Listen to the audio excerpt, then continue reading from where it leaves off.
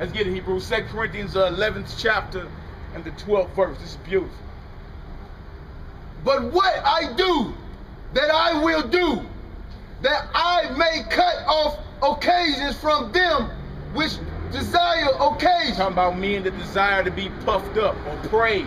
Paul say, I cut off occasion to men that desire occasion. Like, there ain't no room for none of y'all to get puffed up out here. But that goes into the mindset of men. Men lust for power, man. You know what I'm saying? That's why it's so important. That's why Christ told, look, all y'all brothers, man, later for the, you know what I'm saying, pats on the back. Scriptures tell us to exhort one another daily or encourage your brethren. Daily, like, hey, bro, keep it moving, keep going, stay focused, you know what I'm saying? But we not supposed to be, Brother Rock, you read so magnificent, brother. Let me just give you all these gifts, and nah, it ain't supposed to be that. Or like he can violate and we don't call him on it. Because, you know what I'm saying, you got respect of persons to a point where he's your favorite brother. Or even me, you know what I'm saying, or any of the elders. Men are men, and our enemy is crafty, man. And he enters in and he gets into the hearts of men, and then men become proud. The scriptures say pride comes right before your downfall. So it's important for us not to get puffed up in this walk. It's very important, Israel. Very. Come on, Hebrew. That wherein they glory, they may be found even as we. Read on down to 15. For such are false apostles. See, the scriptures say those that desire occasion, that Paul was cutting off occasion from them, so they will be found even as we, just brothers. He double right back in the next verse and say they false apostles. See that? If you're not out here for real in the humility of Christ, that don't mean you can't be a bold brother and speak these scriptures, but that means you take credit for nothing. All praise, honor, and glory goes to the Most High God of this Bible right here. In the name of His Son. That's humility. That's what the Messiah was doing. See what I'm saying? That's what we're supposed to be doing, because such are false apostles. If you come in any other spirit, you a false apostle, man. False disciple. Come on, brother. Verse 13 again. For such are false apostles. Right. Deceitful workers. Right. Transforming themselves into the apostles of Christ. Transforming themselves into the apostles of Christ. You see that? Why? Because they desire occasion. Come on, Hebrew. Verse 14. And no marvel, for Satan himself is transformed into an angel of light. See, even your enemy Satan, he's transformed into an angel of light. He's a shapeshifter. You thought he was underground with some pantyhose and a pitchfork? No, he's on the earth. He's a spirit. And he searches the hearts and reins of men, you feel me, to see who he can manipulate, see who he can use. Come on, brother. Verse 15. Therefore, it is no great thing if his ministers also be transformed as the ministers of righteousness. So Satan got ministers out here. Trip off that. So if he can transform as an angel of light, what you think his ministers can do? He just told you. Ministers can do the same thing. Right? That's why your filter or your measuring stick is the Bible. It's nothing else. You can't be tripping off man. Man is wicked. Man sins. You can't be tripping off man. Right? You got to be tripping off what thus saith the scripture.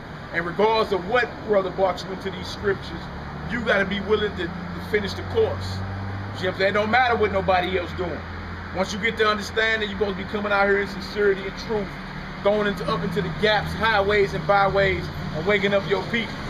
That's what we're supposed to be doing. How you doing, sister? That's what we're supposed to be doing. Right? Finish that verse off, Israel. Verse 15. Therefore, it is no great thing if his ministers also be transformed as the ministers of righteousness, whose end shall be according to their works. So for all you pig meat eating preachers, or any of you cult leading Israelites, because there's a lot of you brothers out there too, who are not ruling well, the scriptures say honor the elders that rule well. See that? The Lord coming for you, man. But you thought you done got away with something? Negroes out here fleecing the flock and everything. You know who you are, giving out false prophecies. World was going in 2000. Y'all was gonna get whisked away in a UFO from your school. Your school has been turned to an Applebee's now. Come on, man. Come on. And had we been up under that old order, we would have stoned all you brothers. You brothers would have been dead. You wouldn't even heard of no One West, UPK, because the scriptures tell us to put the evil away. You know what I'm saying? So instead of humbling down and saying we got that wrong, we was tripping. We was looking at these scriptures like that because of this reason. You know, everybody sweep it up under the rug. But them comparing themselves amongst themselves, they are not wise. That's why down here in the STL, our doctrine is always on the table. Feel me? We never claim that we know it all, but if you want to come and put us on point, you better come and be ready to prove it. And you got to prove it with the Bible. You see what I'm saying? Nothing else. And nothing else matters. Feelings or my elder so-and-so who speak the ancient Hebrew said later for that. You are about to have to prove this with the Bible, or you can't teach that. That's how you know who's sincere or not. Our stuff is always on the table. And if you can prove certain things we teach is off base according to the scripture, and you can answer these questions that we got, hey, you've gained your brothers. You know what I'm saying? But that's the problem. We too slothful now. Negroes don't want to study. You just rather cuss somebody out when you can't answer. The Messiah didn't cuss nobody out when he couldn't answer. He answered to the point to where they dared not ask him a question anymore. Are we really trained up out here, studying to answer like the scriptures say? You see what I'm saying? And if you come down and show it, because our doctrine is always on the table. It's always on the table.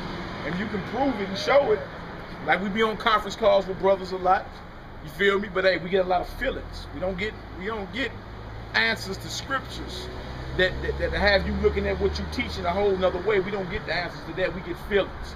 Oh, brother, well, you know, we won't know that till we get to the kingdom. Well, it's a certain way. If you won't know that till you get to the kingdom, what are you teaching it for? How are you teaching it now when you won't know it till we get to the kingdom? See what I'm saying? Stop. You can't be like that. Grab 2 Corinthians 10 and a 12. See, the problem is, you Negroes are comparing yourselves amongst yourselves. We always have our swords on the table. We always throwing scriptures back and forth. You feel me? Sharpening up, man. This is a war. All it is sparring. You getting ready for the fight. The problem is Negro don't want to spar no more. He just want to go right into the fight or to the war. You gonna get destroyed like that, man. Flat out. You gotta be trained. This is a sword. You gotta become one with your sword. Every warrior and every doctrine, no matter what doctrine he in, he's highly disciplined. I don't care if you're talking about a samurai warrior, he's one with his sword. If he pull it, something get cut, with super precision. You see what I'm saying? Or anybody in any other like doctrine, if you take it to hand-to-hand combat, battles, like warriors for real are highly disciplined, highly trained. If we're warriors for God, we need to be highly disciplined and highly trained in this Bible. You feel me? And you won't get that just because you join some government-made sect. Y'all know who I'm talking about out there. You won't get it just because of that. You know what I'm saying? You got to apply yourself, man. You got to apply these scriptures to your life. Day in, day out. To the casket drop. It never stops. Right? And then after. All right, come on, Hebrew, let's get it. 2 Corinthians chapter 10, verse 12. This says, real. For we dare not make ourselves of the number or compare ourselves with some that can commend themselves. See, we don't compare ourselves with those that commend themselves like only GMS is teaching the truth. Like they commend themselves. You see what I'm saying? We don't put ourselves amongst the number like that. We know what we are waiting on. We're waiting on job well done, good and faithful servant. You've been faithful over a little. Come on and have rulership over 10 cities. The Lord is handing out our reward. Not no so-called elders who got their prophecy about the end of the world wrong, man. You feel me? That ain't got nothing to do with that. Unless them brothers repent of that, they're going to be destroyed. You know what I'm saying? They're going to be destroyed because they're teaching a doctrine that's false, man. And had the world ended in 2000, a lot of us would have never came into this scripture right here, this truth. You feel me? So the Lord is on his own clock, not no Negro clock. All right, come on, Hebrew. But they measure themselves by themselves. They measure themselves by themselves. You know what I'm saying? So if you only spawn amongst yourself and you never mess with nobody outside, you'll never be able to grow in this. You feel me? You'll never be able to perfect your warfare, your skills, because you compare yourselves amongst yourselves. You ain't swinging swords for real. You only listen to your elders' videos. You feel me? You only down with chopping it up with your elders. You ain't down with getting it out here. Really trying out this sword, chop session. You ain't down with that. A lot of you brothers are not. You think because you got on the garment, and that you holler